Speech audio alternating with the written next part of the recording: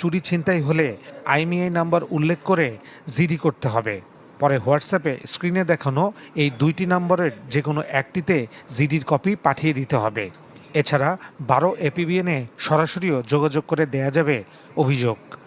আমাদের হোয়াটসঅ্যাপ নাম্বারগুলো দেওয়া আছে আপনাদেরকে, এবং আমাদের একটা ফেসবুক পেজও আছে। সেক্ষেত্রে যদি কারোর আপনাদের নিজেদের অথবা আত্মীয় স্বজন বন্ধুবান্ধব পরিচিত কারোর ফোন হারায়, তাকে জিডি করার পরামর্শ দেবেন। পাশাপাশি সেই জিডিটা আমাদের এই হোয়াটসঅ্যাপ নাম্বারে অথবা মেসেঞ্জারের মাধ্যমে যে কোনো উপায়ে আমাদের কাছে পৌঁছালে আমরা আমাদের নিজেদের তাগিদে মানুষের সেবা করার জন্য আমরা এই প্রচেষ্টাটা অব্যাহত রাখবো এবং আপনার ফোনটি উদ্ধার করে দেওয়ার সর্বাত্মক চেষ্টা করব। গেল ৬ মাসে প্রায় ৫,৫০০ জিডি তদন্ত করে বিভিন্ন ব্র্যান্ডের ৯০০ মোবাইল ফোন উদ্ধার করে প্রকৃত মালিকের কাছে হস্তান্তর করেছে এপিবিএন।